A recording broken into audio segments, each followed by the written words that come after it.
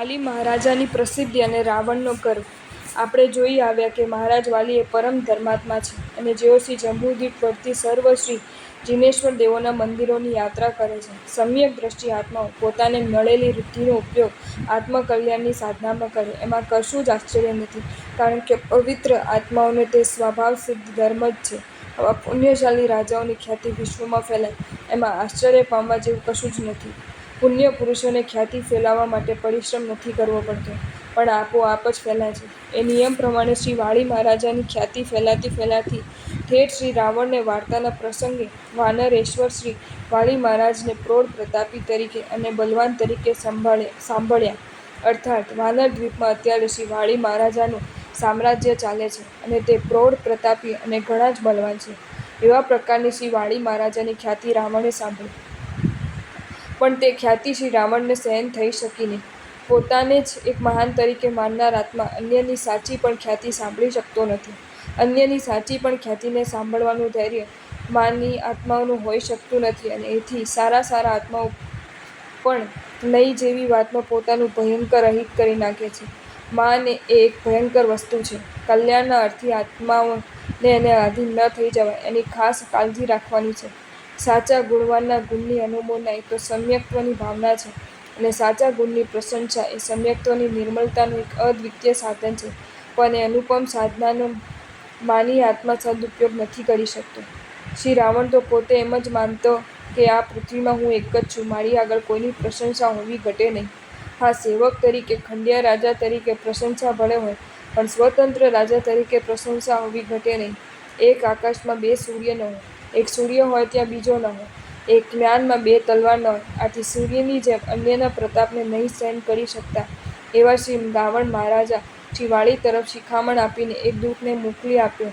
સ્વામીનો સંદેશો પહોંચાડવામાં દૂત બહુ હોશિયાર હોય છે. દૂતોમાં વચનની તાકત અજબ હોય છે. શામાના હૃદયમાં સ્વામીએ કહેલો ભાવ કેવી રીતે ઉતારવો, નરમ ગરમ વચનો કઈ રીતે બોલવા એ ઢબ દૂતો બહુ જ સારી રીતે જાણતા હોય છે. શ્રી રાવણનો ધીર વાણીવાળો તે દૂત શ્રી વાળી મહારાજાની સભામાં જઈને શ્રી વાળીને નમસ્કાર કરીને કહે છે કે દૂતોહમ દશકંઠસ્ય રાજનસ્તદિચિક્રમ શૃણુ.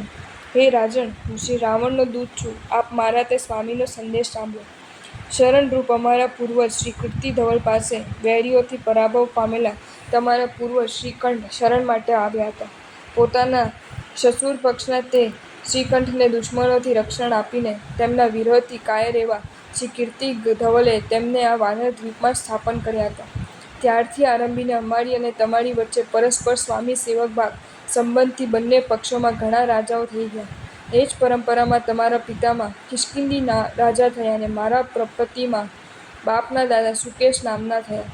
તેઓની વચ્ચે પણ તે જ સંબંધ તેવી જ રીતે અખંડિત ચાલુ રહ્યો છે.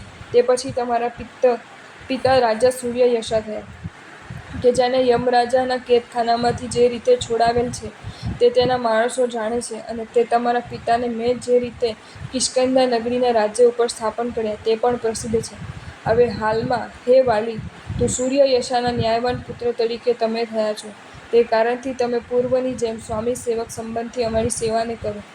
આ રીતે દૂત દ્વારા શ્રી રાવણે પોતાની સેવા અંગીકાર કરવાનું શ્રી વાલીને કહેવડાવ્યું.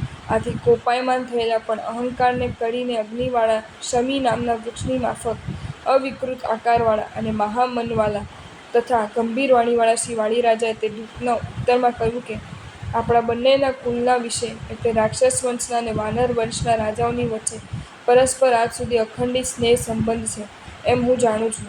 આપણા પૂર્વજોએ સંપત્તિમાં કે આપત્તિમાં પરસ્પર સહાય કરી છે. તેમાં એક સ્નેહ એ જ કારણ છે, પણ કાંઈ સ્વામી સેવક ભાવ કારણ નથી. સર્વજ્ઞ અરહત દેવ અને સુગુરુ સાધુ વિના અન્ય કોઈ આ દુનિયામાં સેવ્ય છે એમ અમે જાણતા જ નથી. તારા સ્વામીને સેવા કરાવવાનો આટલો બધો મોહ કેમ છે? પોતાને સેવ્ય અને અમોને સેવક માનતા એવા તારા રાજાએ પરંપરાથી ચાલ્યા આવેલા સ્નેહગુણને આજે ખંડિત કરી નાખ્યો છે. અપવાદથી કાયર એવો હું મિત્રકુલમાં ઉત્પન્ન થયેલ અને પોતાની શક્તિને નહીં જાણતા એવા રાવણની ઉપર હું પોતે તો કંઈ જ નહીં કરું, પરંતુ અહિતકર પ્રવૃત્તિ કરતા એવા તેનો પ્રતિકાર તો હું અવશ્ય કરીશ. બાકી પૂર્વના સ્નેહરૂપ વૃક્ષને કાપી નાખવામાં હું આગેવાન તો નહીં જ થઉં. માટે હે શૂદ્ર, તું અહીંથી જા અને તારા તે સ્વામીને શક્તિ પ્રમાણે જે કરવું હોય તે કરો. જોઈ સમ્યક દ્રષ્ટિ રાજાની વાણી. રાજનીતિ પણ જુઓ. જરા પણ આવેશ વિના કેવી સીધી વસ્તુ કહે છે. સમ્યક દ્રષ્ટિ શાંત હોય, પણ કાયરની. ખોટાને પેસવા ન દે અને સાચાને છોડે નહીં. સાચાને હલકું ન કરે અને ખોટાને ઊંચા ન બેસાડે. ઉપર પ્રમાણે કહીને શ્રી વાળી રાજાએ વિદાય કરેલા દૂત જઈને સર્વ સમાચાર શ્રી રાવણને કહ્યા. જો તમને આ વિડીયો ગમ્યો હોય તો આ વિડીયોને લાઈક કરો અને શેર કરો, અને આવા જ નવા નવા વિડીયો જોવા માટે જૈન ફેક્ટ્સ એન્ડ સ્ટોરીઝની ચેનલને સબસ્ક્રાઈબ કરો. ધન્યવાદ.